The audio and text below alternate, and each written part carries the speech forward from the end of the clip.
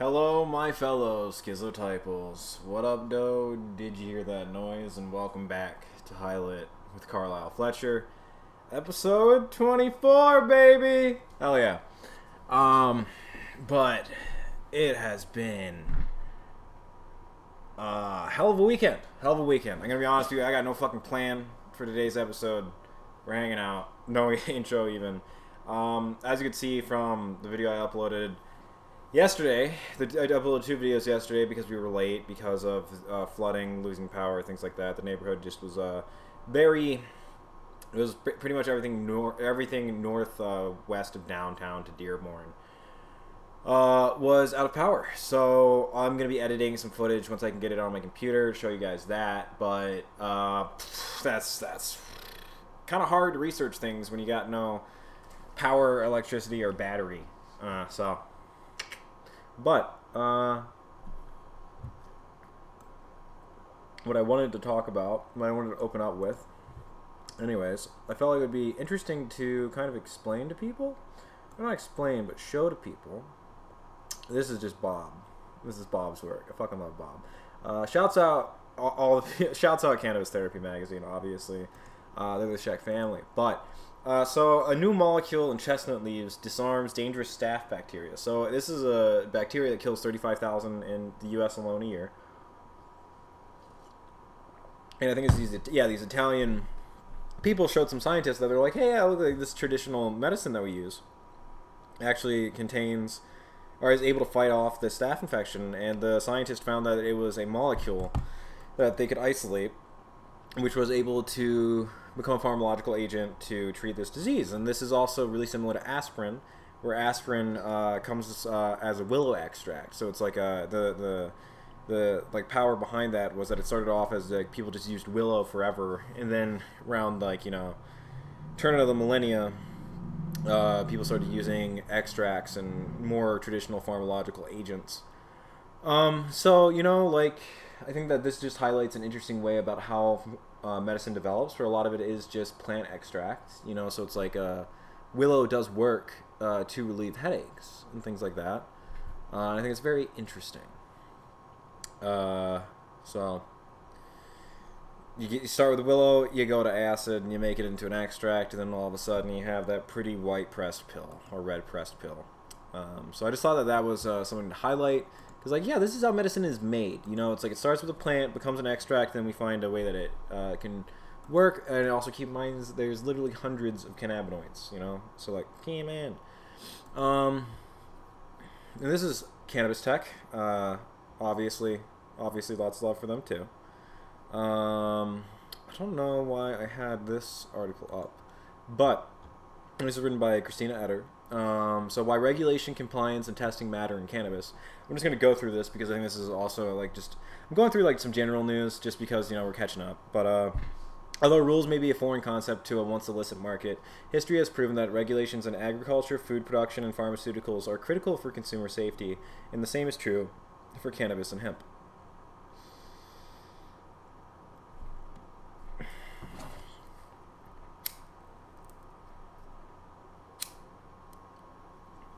Every summer, across the United States, people flock to their local farmers market to purchase fresh produce, homemade baked goods, and tasty treats.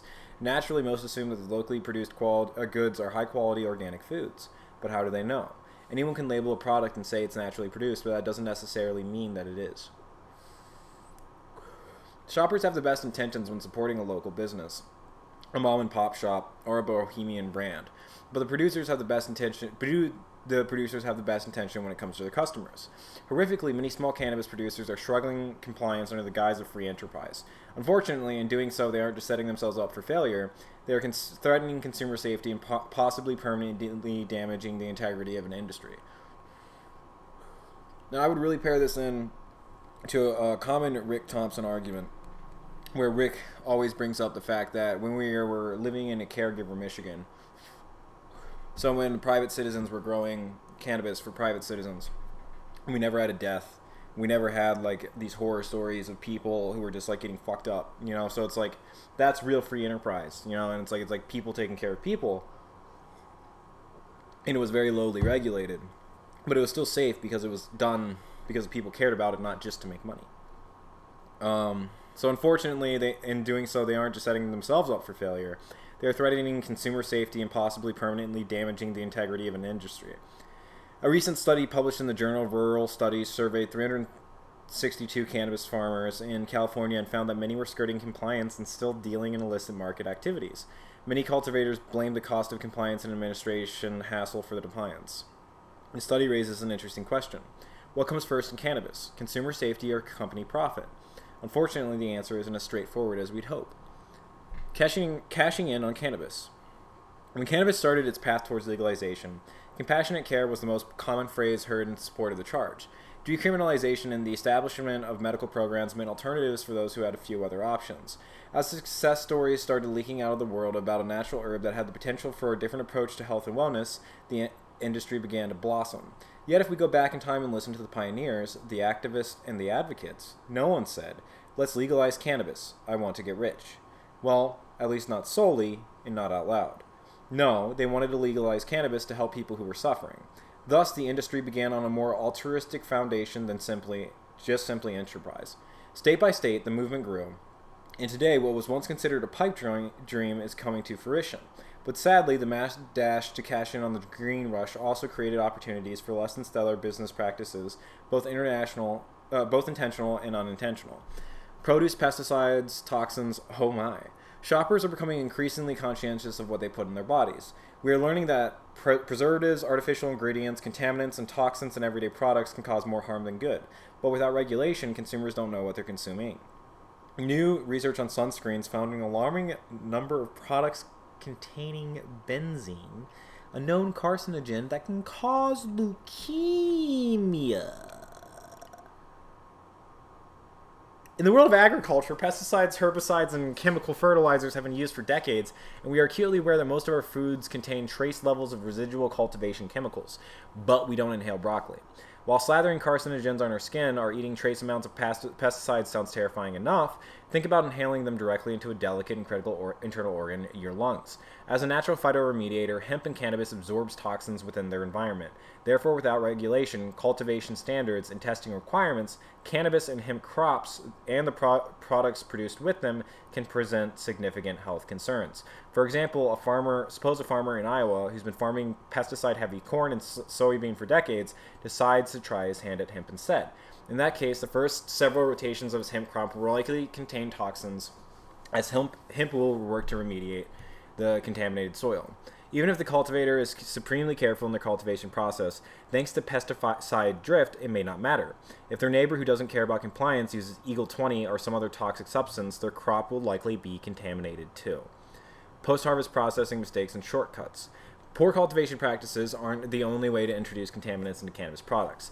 Hemp and cannabis go both ways through extensive post-harvesting processing, including drying, curing, extracting, production, and packaging. Each step introduces another area for possible contamination. And you got drying and curing, extraction, purification, food production, and packaging. So, there's a lot that can go wrong.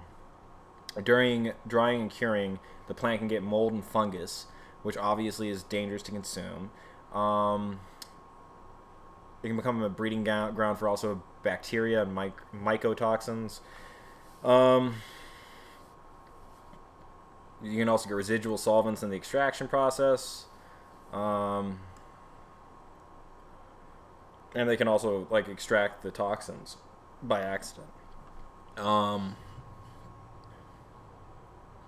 Toxins on unidentified substances. We talked about this with the creation of CBD, or with THC, Delta 8 THC. And then also making food, that is just with its own risk. And also packaging, so it's like when you're using things to cut substances and make it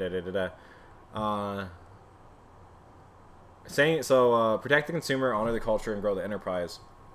As the world opens the door to cannabis enterprise, the race to build the biggest bank account begins. Cannabis is a lucrative business, and too often we can let greed outweigh integrity. Taking shortcuts at the expense of the consumer is a losing proposition. Saying that cannabis regulation is killing small business is like saying that restaurants that aren't chained shouldn't have to meet cleanliness standards. You wouldn't knowingly eat a hamburger containing E. coli, regardless of who undercooked it for you. Consumers deserve to know what they are consuming, which will only happen with regulation, standards, and testing. And this is also where I would really highlight the advantage of living in a localized region that gives a fuck. Because, I mean, I'm pretty sure... Yeah, I would have to look more into Idaho and Colorado, but obviously Colorado's good. But living in Michigan, I would compare it to, like, yeah, living in the Czech Republic, where it's like, dude, like, we're not perfect. There's a lot of people in Michigan that are a mixed bag, and there's a lot of people... I would say the experience of Michigan is that you agree and disagree with everybody. Everybody has something that they think that you agree with, and they also have something that they think that you disagree with, and that's just the experience of being a Michigander, is that we're always fucking fighting. But I feel like we do care about weed science, and we do care about looking at things objectively. We do want to test. We do want to regulate. Rick Thompson, I would say, thinks we're a little bit too aggressive with that, which I would say, so it's like there is a midpoint that needs to be reached here, where I do think that's important to get things safe and consumable. But I do, like, you know, I think it is a region by region. The reason why I bring that up is because it's like I do believe in regulation, testing, and, you know, standards. But as always, fuck the Fed. It should be states. States should be regulating it, if not countries, but not America as a country, like a real country that has less than 20 million people. You know, so like a country that is like reasonably sized. So I would say either by state or by like a small country, they should be regulating their own standards, and I think that would end up very well. But with high lit, as you know, fuck the Fed. Sorry, I'm so libertarian. I don't like grammar. Tax provision written in the 1980s. So it's prevented to create illegal businesses. So cannabis companies pay taxes on their total gross income with no basic business deductions like payroll or utilities. So, like, they get no help. Oh, fuck my life. Oh, fuck my entire life. Was that playing the entire time?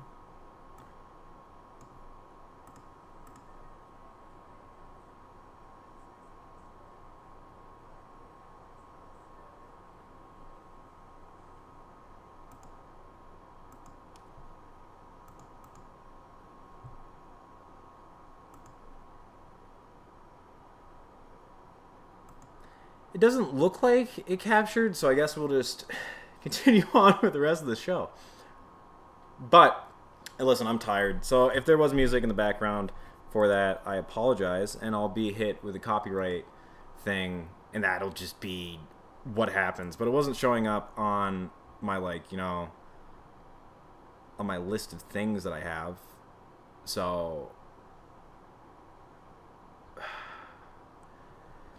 I love running a show. I love running a show, being a producer, being the writer, being the talent, and being the lights and being the set guy. I love it. It's fucking awesome. Welcome to YouTube. Anyways, so they got the tax provisions, which, like, they don't get any deductions for payroll or utilities, which is fucking weird. You know, it's like you're running an entire business and you can't even get you can't get treated like a business. And they have, so no institutional support. So, cannabis stocks, can't really get that. And then there's the banking, where it's like sometimes they can't even get banks. So, like, all of these three are really fucked for just the development of cannabis as a business as well. So, otherwise, let's get into these three things. This is Cannabis Therapy Magazine. It's out of the Czech Republic by my friend Bob. So this is written by the Happy Doctor, Daniel? Why did I say Danielle? Daniel Barta. So, can one fatally overdose on cannabis or on THC contained in cannabis? Cannabis and all the cannabinoids contained in it have a very low toxicity. So, fatal dose is 5,000 times more than a normal person would take. So, no, you're not gonna die. So this is interesting, but this is originally from Unsplash.com. So they did a rat model, and they found that it can help with concussions. And Thailand, this is fucking crazy. So in 2019 they legalized, and I think that's just like gonna be awesome.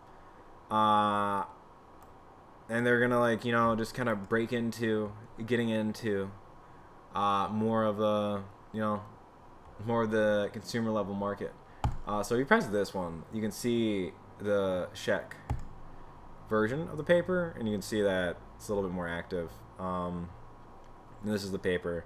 It's very cool. I think that the international community in science might be the only community, because it's like I don't really believe in national science. I only believe in the larger community as a whole.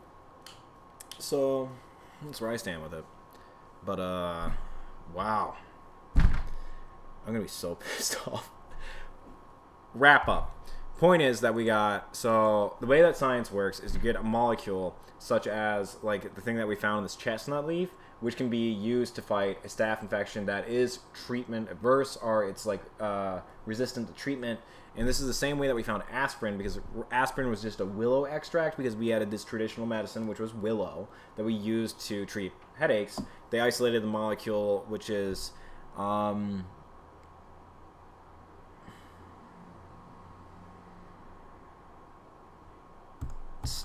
salicin. So it has salicin in it, which is the molecule which combats it. Meanwhile, over here we've got castaneroxy, which is like so it's like these things they're taking out of plants that are, that's where medicine comes from. This is an article that I think is awesome by Christina Etter, which is about why regulation, compliance, and testing matter in cannabis, and just about like what people are doing. So it's like it's a kind of a gold rush industry. So people are just doing that. And then it's like what you're looking at is these people who aren't really doing it for the most ethical reasons, if they're just doing it to make money. So you got your pesticides, your toxins, and heavy metals, etc. And there's a lot of things in the process that can go wrong. So it's like we really do need to have some sort of standardized thing. I personally am more of an advocate for the state or small model, but I think that it does need to happen at all. It does need to exist. And as far as like how business is going, you can't even claim payroll or utilities for running a business in this industry, which is like utterly just completely gatekeeping, because that means that like the common person is not going to be able to survive having a business without the typical things a business gets from the government. And this is about how THC can help mitigate brain damage. And here I just wanted to highlight Thailand. They're really changing things. Even Japan's talking about it. It's like Asia, I think, is a very underrated region as far as the cannabis conversation goes, and I think that they will have a very exciting decade. I would say as exciting as our 2000s, where we went from very low legalization to like a high potential for legalization, and then the next decade we really solidified it. I think that they're going to go maybe have both decades at once, just so I'm going to guess off top. I think that would be interesting, and I think that could happen. But yeah.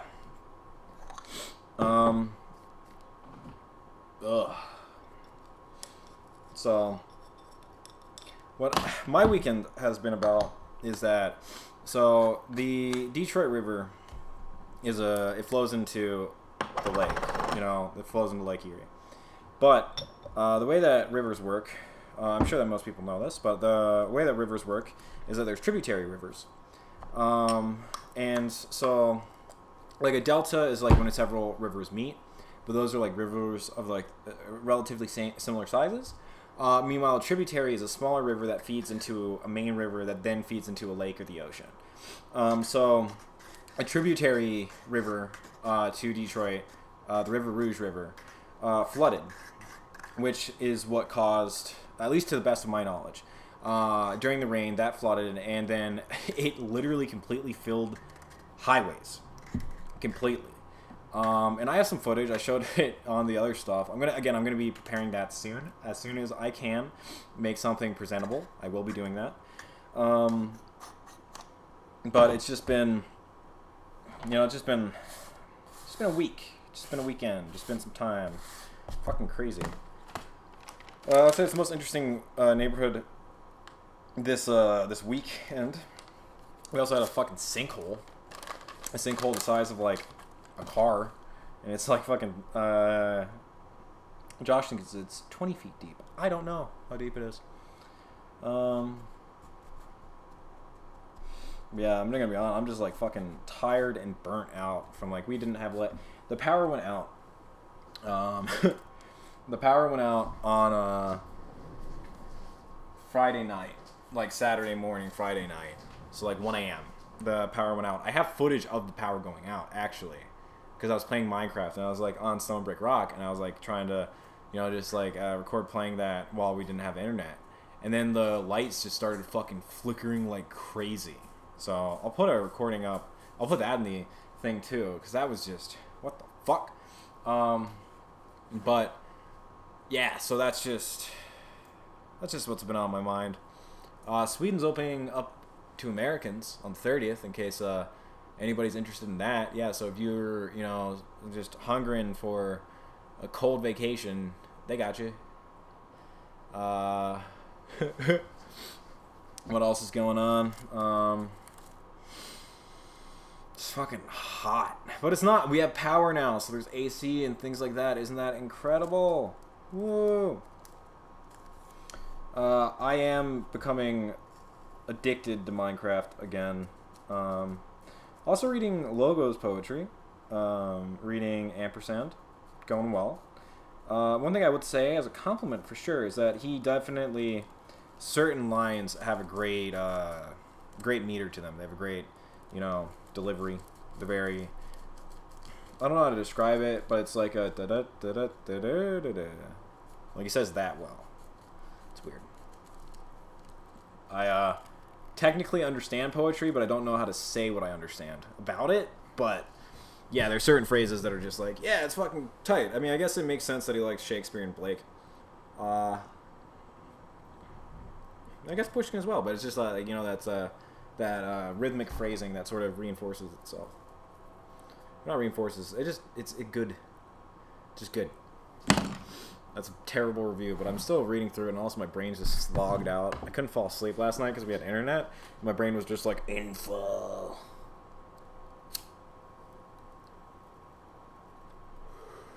So what are we talking about with art shit?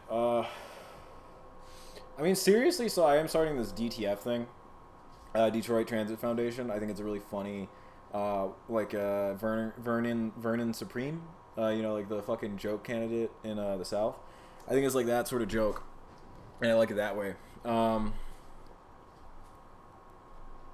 the point of it is that one of the things is that, like, so it's like with these highways flooded, it actually looks like a lot more interesting, because it's like Not Just Bikes did a video recently. Shit, I should probably pull that up. Okay. So let me just, that's not what I need. I don't need private. Not Just Bikes.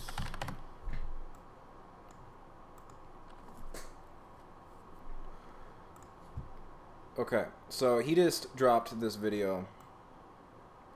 YouTube's telling me that I can advertise. Thank you. I don't need you right now, but I'll keep that in mind for the future. Yeah, that's my look. Anyways, so in this video, he posted up here.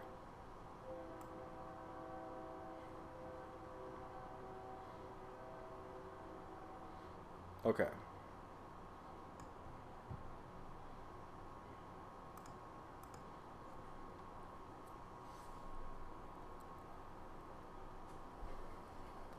So is this capturing?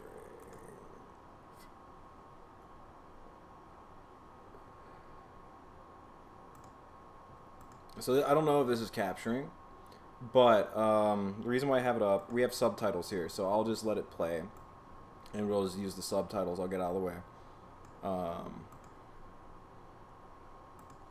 So that's a completely walkable financial district.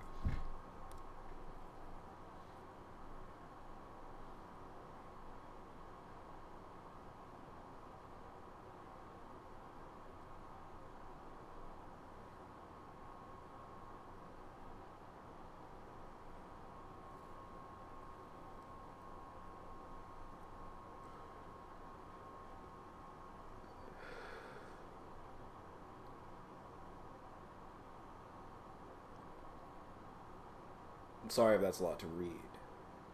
I hope it's being said.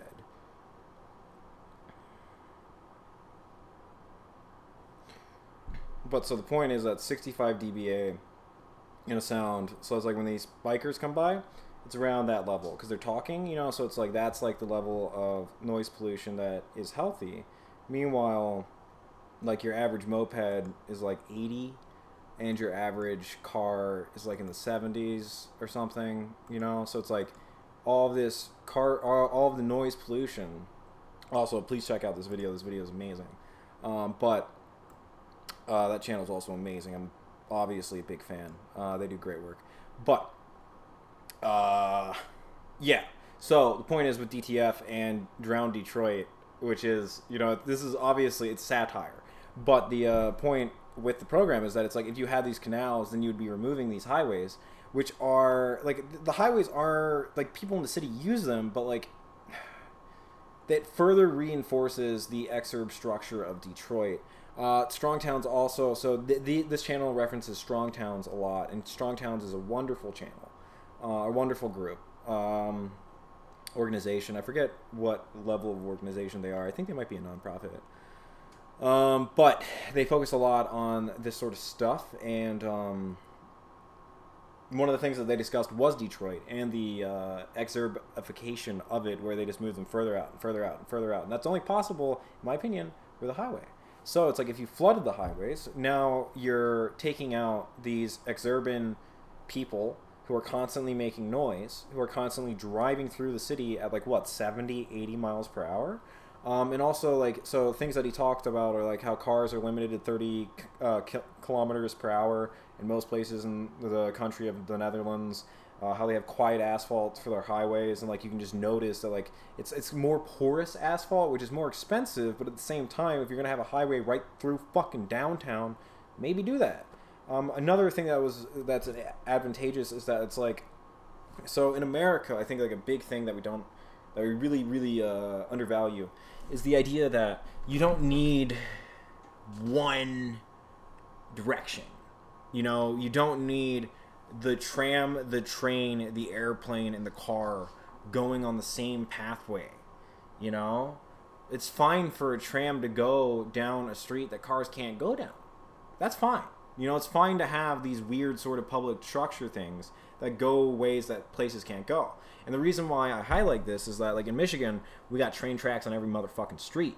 And that's because our trains and our cars and our everything, and like even the Q line, which is like our one fucking tram that still functions, kind of, is built on entirely concrete, and it's built entirely on M1 Woodward, where it's a highway. You know, it's like it's where people are always driving.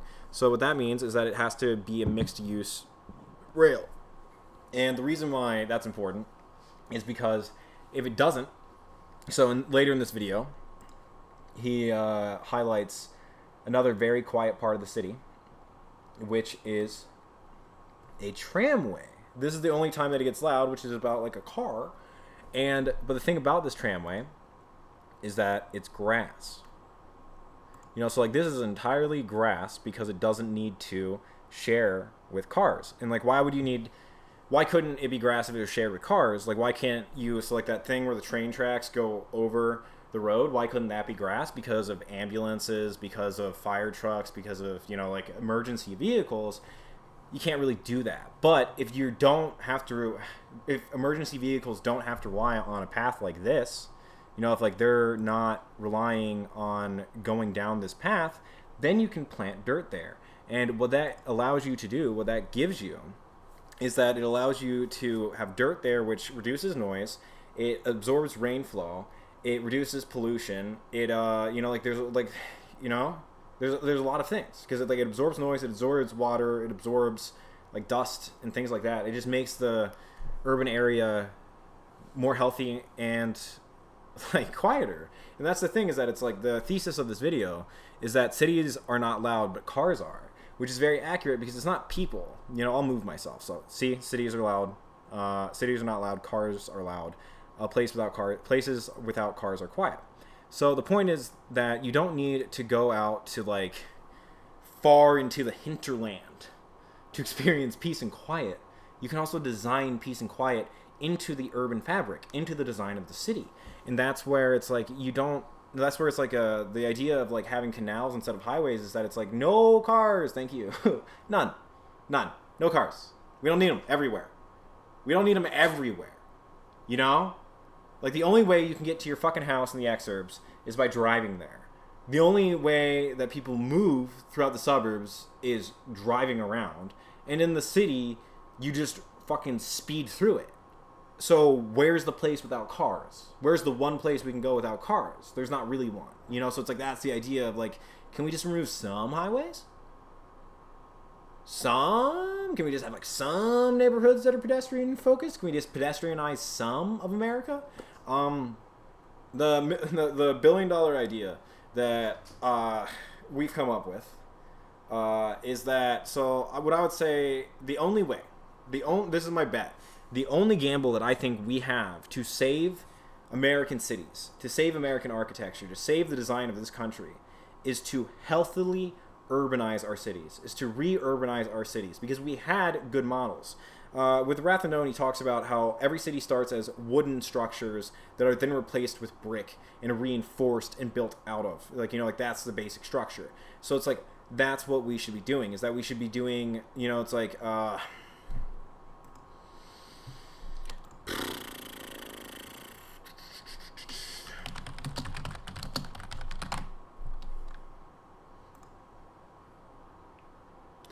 cool. So I'm just gonna be looking at some bullshit, but like, so look at this. You know, it's like that. So like what? Like let's say like that is a block. And let's say like that is a block, and let's say like that is a block. That's achievable with 3 blocks. This is achievable with 3 blocks. You know, and you got your parking outside, and then you've got your structures, right? So you got like a little square here. I'm imagining like a day market maybe, and like this is housing. You know, like maybe put like an LA Insurance there, and then put like a barber shop up there, and then put like, you know, like a liquor store, like maybe that one could be a liquor store. That one could be a liquor store. You know what I'm talking about? Like this is where it's like we can design cities differently. That's what I'm talking about. You know, there's that castle, and then there's the poor people. Like that's where the rich people live. Like that's where the fucking, you know, whatever. And then there's just the people who have to fucking get by. You know, and like that's part of it. But yeah, I just looked up small Spanish village. Other examples that I would bring up. So it's like, just look at that density. You know, there's not a fucking street in sight. Not a highway in sight. This is not rural. This is not suburban. This is urban with the population of like a fucking ex-urban county. You know, it's like just put the people together. We can also, like, that should be an option in America. This should be an option in America. Another example that I bring up is Talon, or Talon. I don't really, yeah, it's got the double N. Thank you. But like this stuff, you know, where it's like you could be building blocks like this, you know, where it's like fuck a yard, fuck the alley. You know, it's like you are next to your neighbors. You share a wall. You're like really, you're healthily urbanizing. You're urbanizing at an effective rate. You know, because it's like, the reason why this is good is because it's horizontal. So then it's like, if you really want to build more buildings, don't build up, build over, you know? It's just, it's a healthier expansion model. Because it's like, you can see that this was not built in a day. You know, it's like some people lived here, and then more people lived here, and then more people lived here, and then more people lived here. And it's like this center that is navigable. Or if you look at their downtown, bro, I don't want to spend a fucking second here. I don't want to spend a fucking second here. And this is what our entire country looks like. Like, look at these fuck-off ugly buildings that have no sort of art or history or culture to them. Who cares? These could be anywhere, dude. Who cares? And then there's these giant-ass fucking concrete things that are going to get way too hot in the summer and just get muddy and fucking filthy with snow in the winter. Who needs them? People from far fucking away, why can't they just drive in? Why can't they just drive in through this? You know? And I'm not saying, like, the point isn't that we have to make every single city like this. The point is that we could take, like, 10 blocks in Detroit. We could take 10 blocks in, 10 blocks in Detroit, 10 blocks in St. Louis, You know, like there's like these low, or even like fucking. I mean, you could do it in the middle of nowhere, but I think that defeats the purpose. The purpose is re-urbanizing our centers. You know, like Boston does have shit like this. You know what I mean? Like, and that's where it's like you build this style of architecture in Anaheim, California. You build this in, you know, like Oregon. I mean, I guess I haven't been to Portland, so it might not be so bad. But the point is that it's like this is achievable, and if this is in Tallinn, Estonia, it's in a small Spanish village, and then it's like let's look up like, you know, look at that, look at that, wow, wow, dense. They also do have like massive streets and shit like that, but like still, when you're looking at this sort of architecture, you got nothing like this in Detroit. You got nothing like this in America. Well, I mean, yeah, some places. But, like, I think that this should just be standard. This should be normal. Like, you know, like, fucking Columbus should look like that. And it's not like... It's like, the point about it is that it's like, this is not supposed to be Disneyland. This is not supposed to be a tourist trap. This is not supposed to be where you go and it's like, whoa, this is so different. Only millionaires can afford to live here. This is supposed to be broke. This is supposed to be broke bitch village. This right here is broke bitch village. Not specifically these buildings, but like this style of architecture is for poor people. Because the point that I would make is that it's like, so when you're looking at immigrant people that aren't really a part of the local culture, who might be of a different faith, who don't really have a lot of relatives, who aren't really wealthy, where are they going to live? Where are they going to live? Are they going to live in the center of town? Are they going to live downtown in the nicest buildings? No, that's where the kings are. That's where the royalty are. That's where the what is it? The hereditary aristocracy of technocratic elite live. Meanwhile, here, you know, it's like, yeah, sure, rich people do live there, but there's also just like fucking space for normal ass people who don't have much else going on, you know. And then like, let's see, like, this is Mexico, dude. This isn't even like I did Spain, I did Estonia, I did Pakistan, and now we're in Mexico. And we got like these beautiful fucking cities. You know, this is San Miguel de Allende. Like, look at this shit. You know, like what? Yeah, I'd love to walk there. Yeah, I'd love to be a part of the fabric of this society. And like if I was an insider, I could like this is real?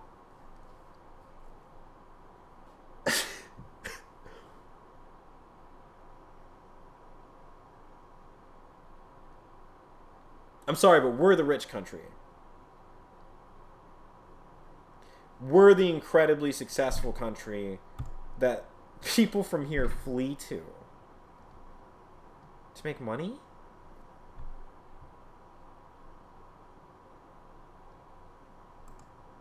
Can we buy your city?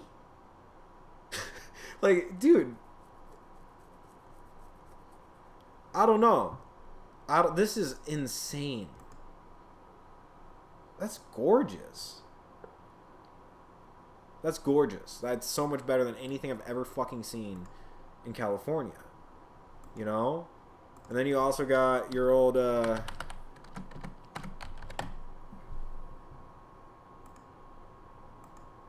know? Even Canada's got it. And I mean, I imagine Quebec City is very expensive, so I just don't know anything else off top in Canada. But that's perfect. You know, like, where's the car go? Where's the car go? The car don't go. Fuck the car. You know, you're supposed, like, that's like a lit stairwell that looked like, you know? So it's like, we can do this. Is the point. This is not out of reach. This is not weird. This is not just for rich people. This would not be incredibly expensive. This would not be impossible with governmental backing and the amount. So, like, okay.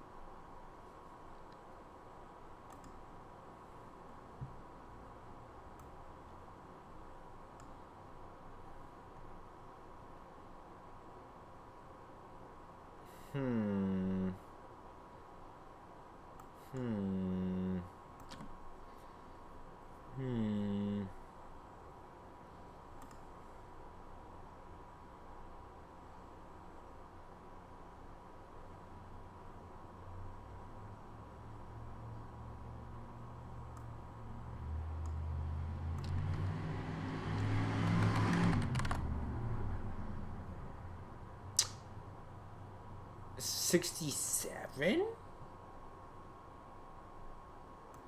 Okay. So we got 67 bill in play. 300 mil for bridges. So what are roads? What do roads get?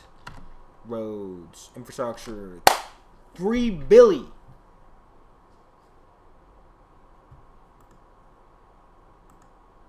So you're telling me roads get $3 billion fucking dollars, and the citizens who live in the city can't get, like, all right, so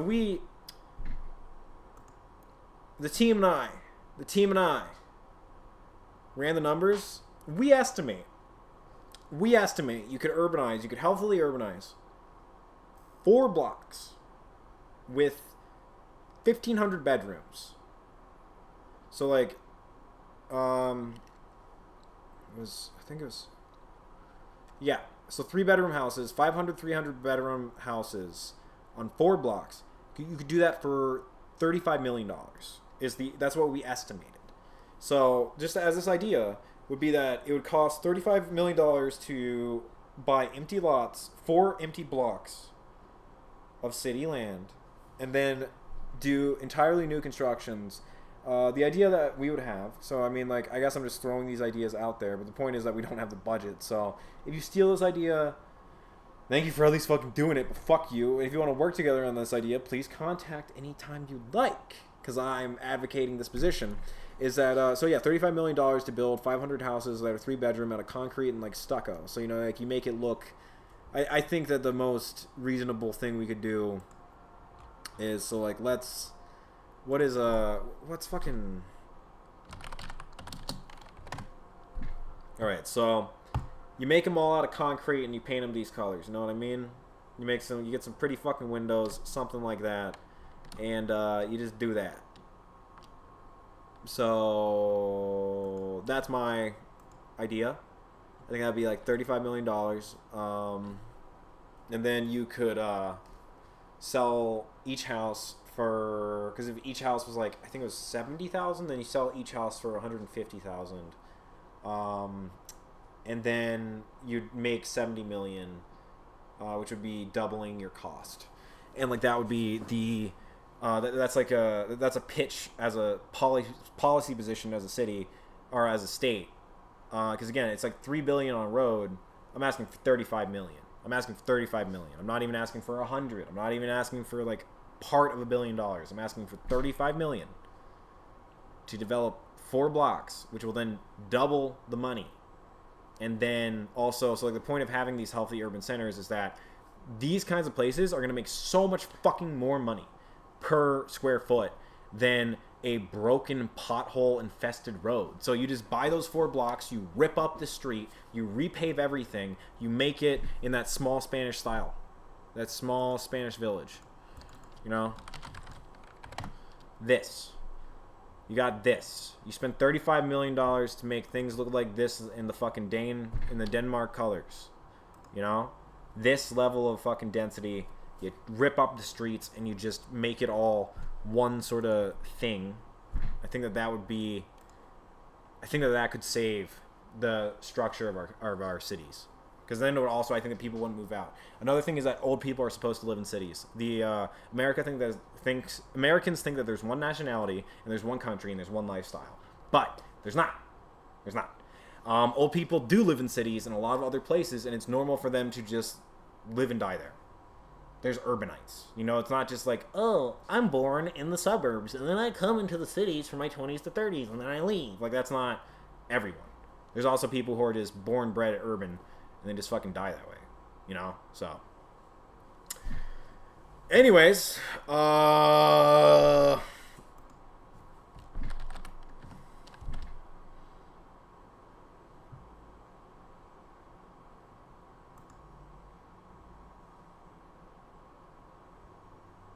Give me a second.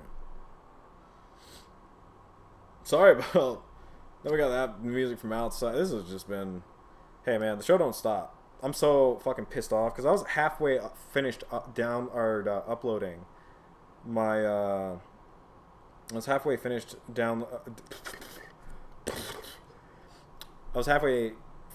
uploading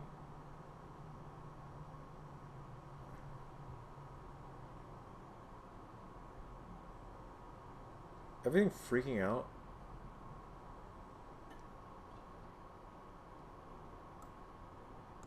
Okay. But yeah, we're going back to this.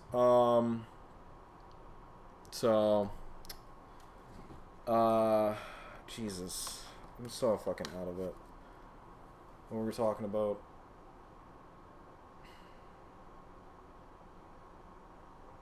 I forgot. Anyways, this is Minecraft. We're just gonna go back to this. We're starting up a new world. So this is good enough. Oh, I gotta turn it on. So I gotta go over this one. I gotta do this. I gotta activate that. So we're waiting a little bit, but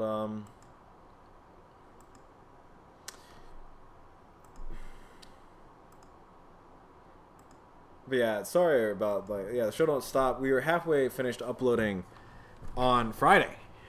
But no, it wasn't even halfway. It was 80% done. It was 80% done. It was about to fucking be done, and the power got shut.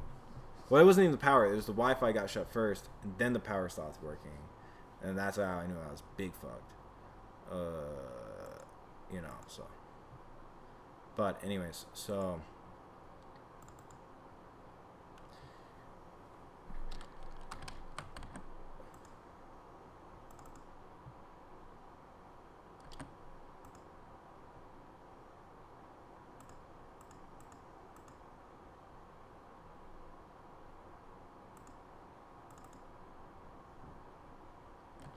Cool.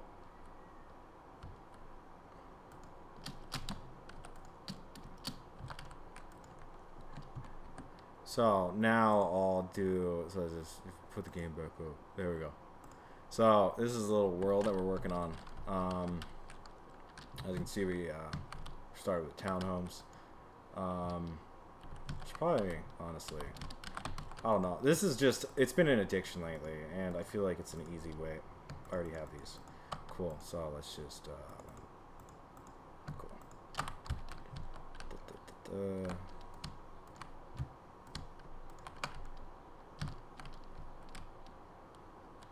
It's a happy place. Who has not spent, like, too many years of their life on fucking Minecraft? If you haven't, I don't trust you.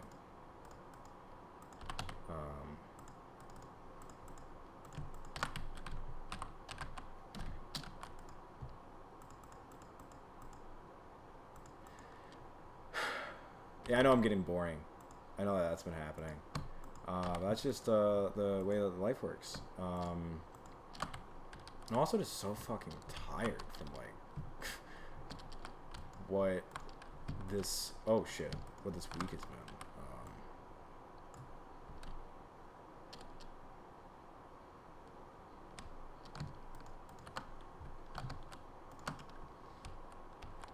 I should probably just sleep. This is my little bedroom. Also, we got a roof. Look at that roof, a little map, so you can see. We're developing. This is going to be the start. So if you're familiar with Stone Brick Rock, this is going to be another urbanized area. Right now, we've got a tree farm going. We've got a farm going on over there. If you've seen the other episode, then you know about my 64 farming strat. Shut the fuck up, boy. Why do you sound so close? You're like way down there. But anyways, so that's like that, and then there's a cave down there. So then there's the water, obviously settled right on the coast. Yeah, so that's basically the lowdown of the area. This is Goodenough, I think is the name that we've settled with. Fuck out of here. Where are you?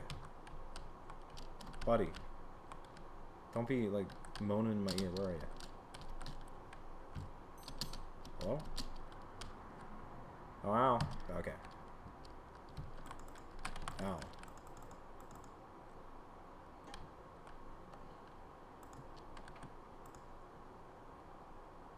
What? Oh.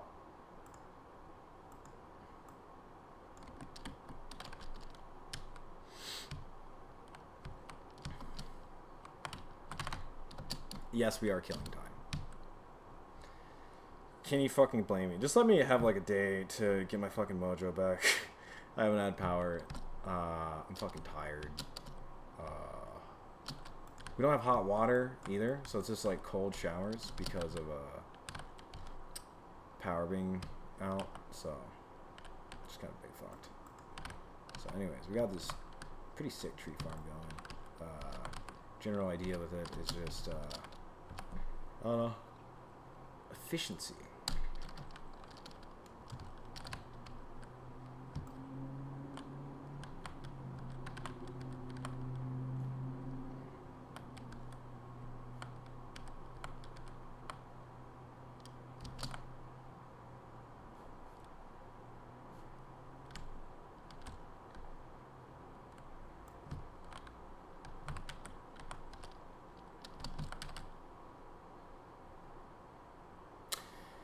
If you got any questions or concerns, please let me know in the comments below.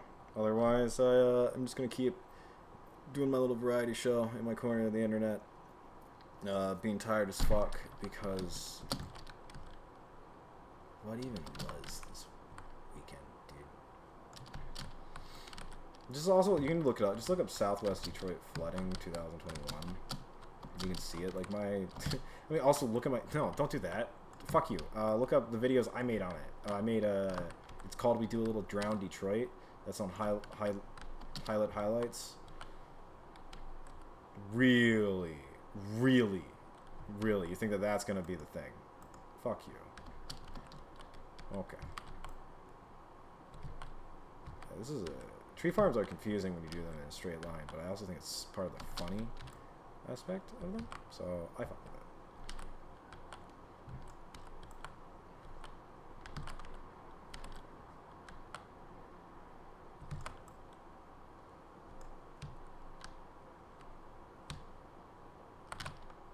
Like, what?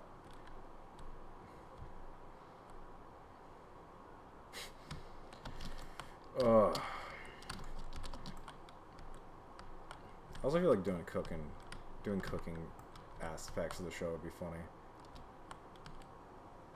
Things that I've always wanted to do, you know, like those like, hey dad, how can I show? I've always felt like I've wanted to do those. I'm distinctly not a father, though. So I feel like that discredits you a little bit. It means you don't have as much cred.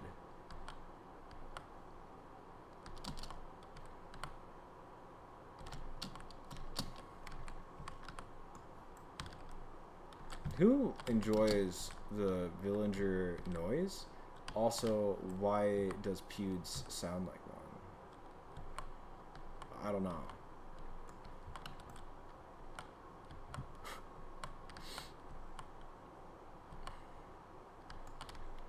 Ugh.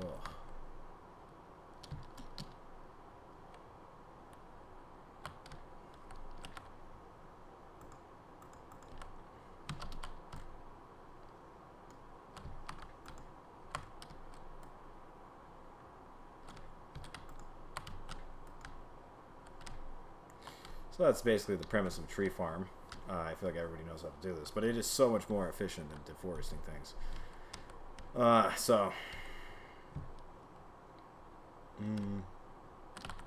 I got? 64 wood out of... Oh, I should probably just... Wait, did my axe break? No.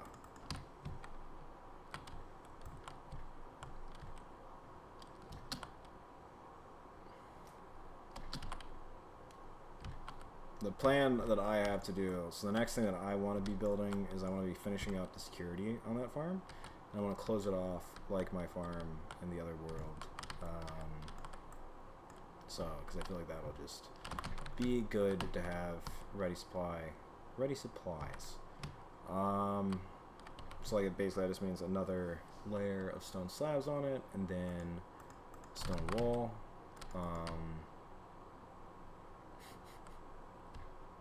Doing chores is so fun, isn't it?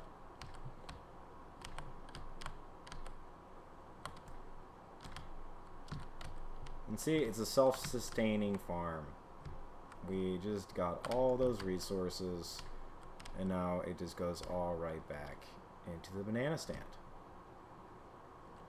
Amazing, right?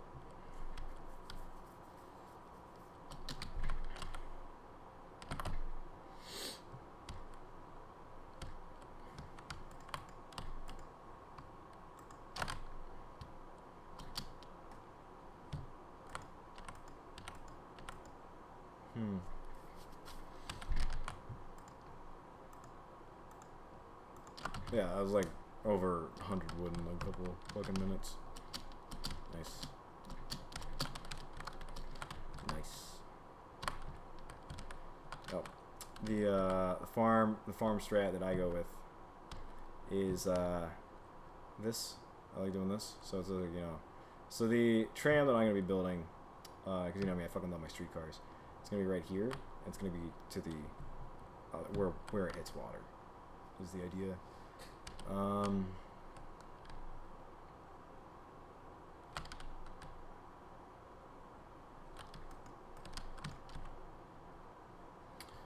So that's the farm there. We don't have any other buildings yet because this was started last night.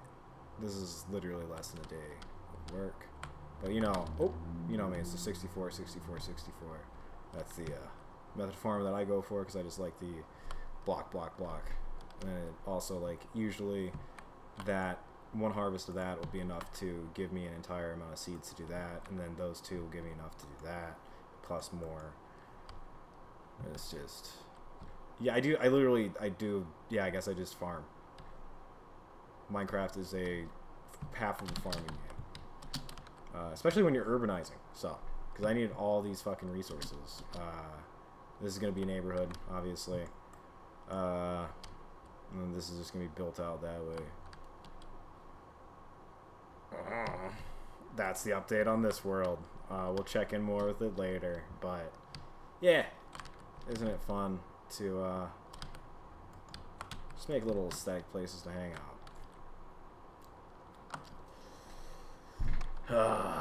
Hopefully we'll have more energy tomorrow. Hopefully we'll have more, just whatever.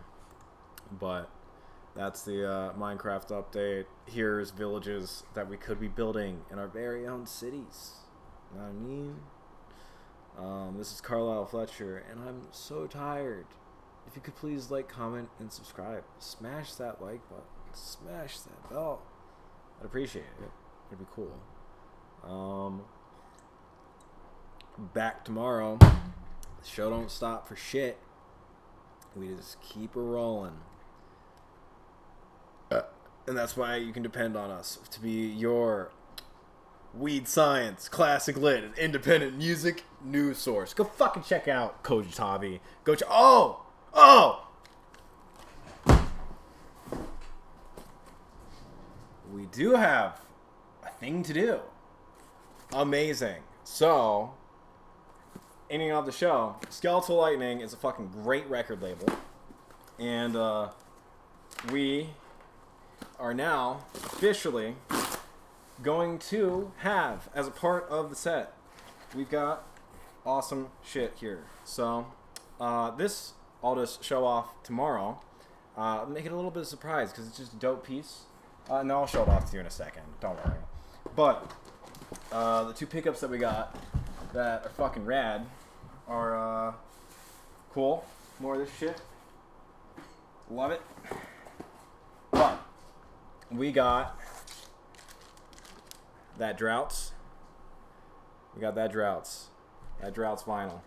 Ooh, baby, is that clean. Hell yeah. Hell yeah. So. Ooh.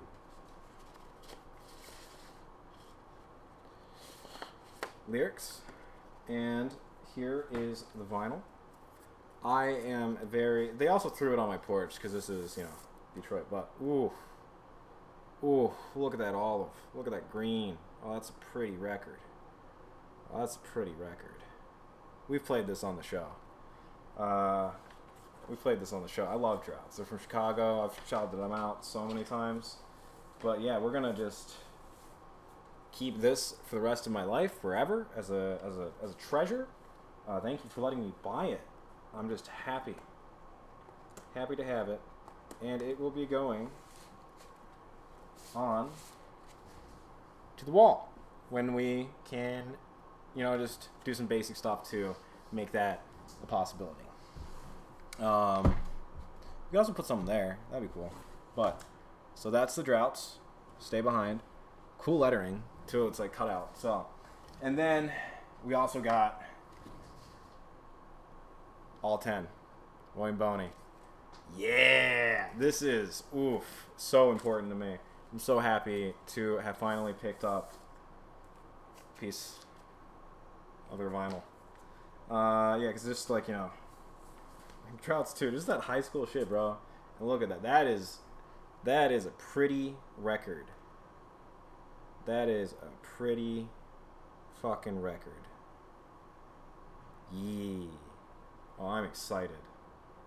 Oh, this is amazing. So yeah, I'm gonna go give these a spin. I am so fucking just jazzed about this. This is obviously, if you can't tell, it's probably my favorite record label. Probably like, I mean, it's like it's between them and Count Your Lucky Stars, but like Skeletal Lightning might fucking just have it. Also, look at that. That is, oh, I don't know which side I want to hang. Because both of that's badass. Probably going to go with that one because it's iconic. I could just keep that there, to be honest.